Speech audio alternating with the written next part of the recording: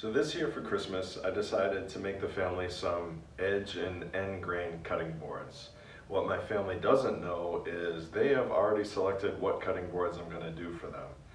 The reason why this happened was I told them I was going to get started in woodworking and I wanted some ideas of what would work and what wouldn't work and what people liked with styles of cutting boards. So I sent them all 4 or 5 examples and they all sent me back the ones that they like for each individual or couple within the family. So the cutting boards they're getting is already predetermined by them and they don't know I'm doing this for them. So I'm really looking forward to getting into this project and we're going to get started right now. So enjoy the show.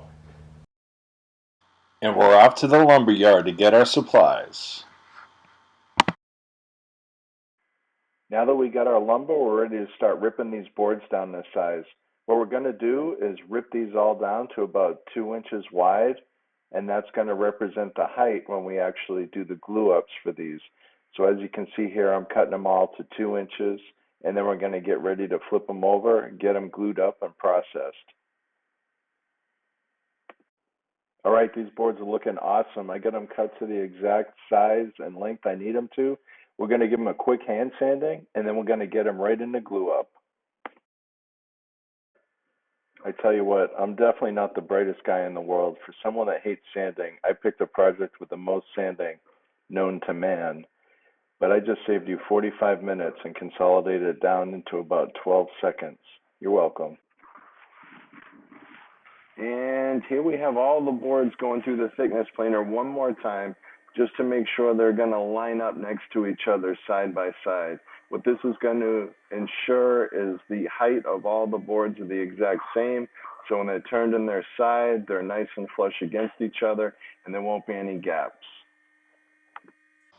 And this is what you look like after the first day of ripping boards all day, covered in sawdust. Okay, it's the next day and we're ready to get the first glue up going, so I'm getting my supplies ready, the brush ready.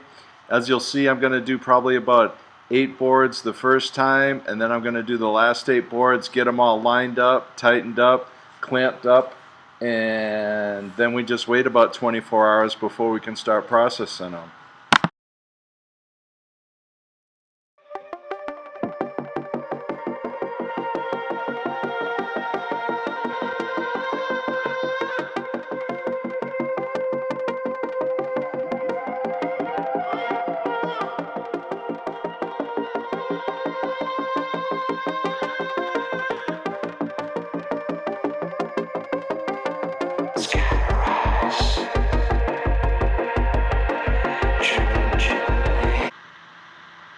And here's a bird's eye view of what it actually looks like right after the glue up before you get cleaned up with it clamped. You're supposed to get a bead of glue between each and every board, so we got a really tight seal on all those. It should come out great. And we're just waiting for the glue to dry. Here's a picture of a couple of the other glue ups we got going on right now. So we're going to have a few boards to work with tomorrow. And whoever said you never have enough clamps was absolutely right. Now it's time for a whole lot of sanding. This is what it looks like after the glue up. Lots of sanding. Here you're going to see at 20 times speed me sanding this one board. It's going to be the same for the other 12 I got going, so I won't bore you with it, but just to give you an idea, you start out with a belt sander, get it knocked down to size, and then you finish it off with a handheld orbital sander, get everything smoothed out really nice, going through 80 grit, 120 grit, 180 grit, 220 grit, and finishing with 320 grit. So I won't bore you with the rest, but it's all the same procedure for all of them. So just enjoy the show. Here you're going to see a set of 2 different cutting boards getting turned from edge grain into end grain, basically meaning we're going to cut 13 slices from each of these boards, turn them on their side, and expose the grain of the wood and turn them into end grain.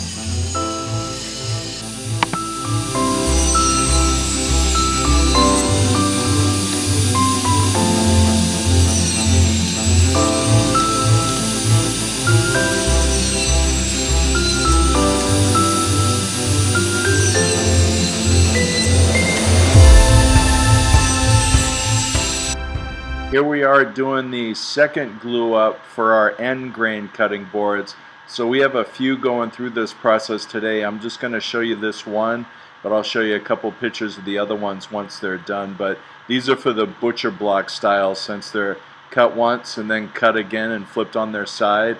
These all need that second glue up to expose all those grains. So that's what I'm doing now. I'm getting the joints all cleaned up, and then I'm going to throw a couple more clamps on them, and then we're just going to rest for 24 hours, and we'll get back at it tomorrow with these. And as if you guys haven't seen enough of this, we got even more sanding to do. Now that they're fresh out of there, we got to knock all that glue off and get them smoothed up and ready for the next step. So I won't bore you too much with more sanding. You've seen enough of that with this, but that's pretty much all I've done this last month. My arms feel like they're going to fall off. I feel like Popeye. At this time, we're going to go ahead and cut the juice grooves into all the cutting boards with a trim router. This is really tricky work because if you do a whoopsie, it's going to cut straight across the board. So that's why I have a jig set up on the outside to keep me going straight.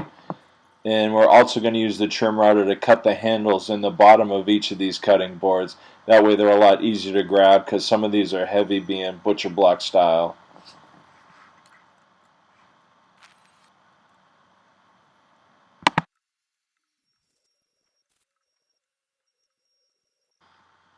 Woohoo! We're going down the home stretch now. Time to give them a bath in mineral oil. This is FDA approved mineral oil. We're going to soak them about 5 or 6 times in this over the next 2 days. What we're doing is hydrating the wood before we wax it. That way the wax will keep all that hydration in the wood and it won't dry out. And here we are starting to go ahead and put a thick coat of wax on all the boards, holding in all that mineral oil to keep those boards hydrated and looking great.